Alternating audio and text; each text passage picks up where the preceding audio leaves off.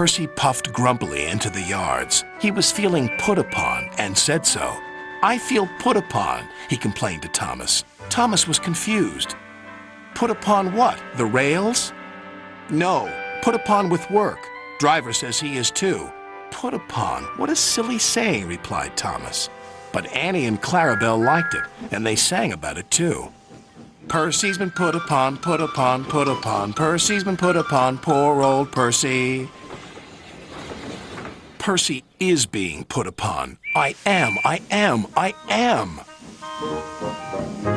He collected metal from the foundry, coal from the yards, flour from the mills, rock from the quarries, and fuel from the depot. Then he delivered it all to the docks.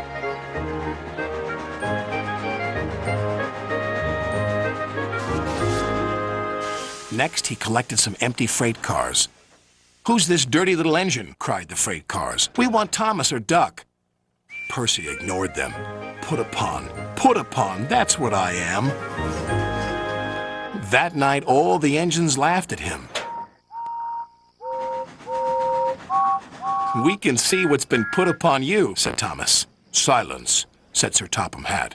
"Percy, you've done a good day's work. Now get a good night's rest." "Yes, sir. Thank you, sir."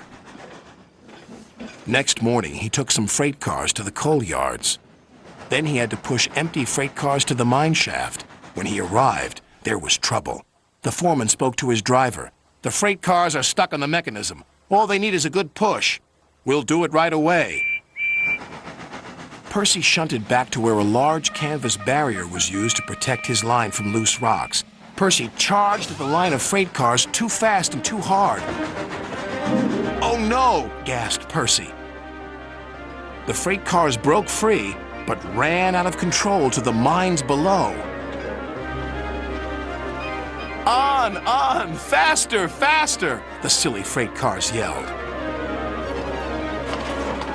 Then there was trouble again.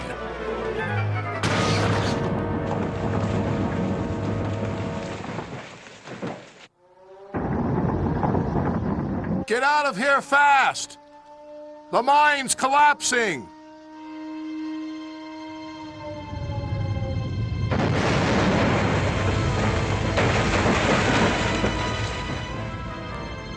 "We'll just have to make a run for it, Percy," called his driver.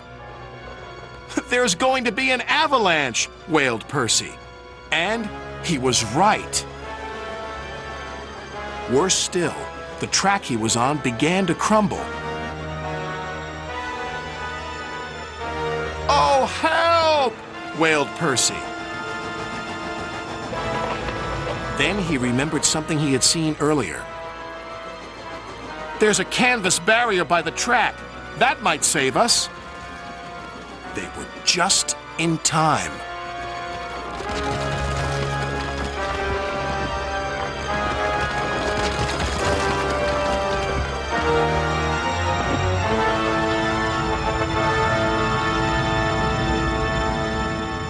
Percy was right. The canvas did indeed save them, but the miners didn't know that. "The avalanche has buried an engine and its crew," shouted the foreman. "We must help them."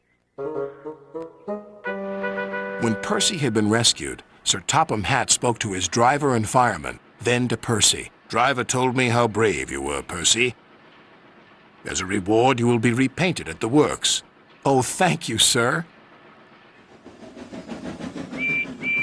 When he returned, Percy's coat glistened in the sun. "I'm sorry we teased you, Percy," said Thomas.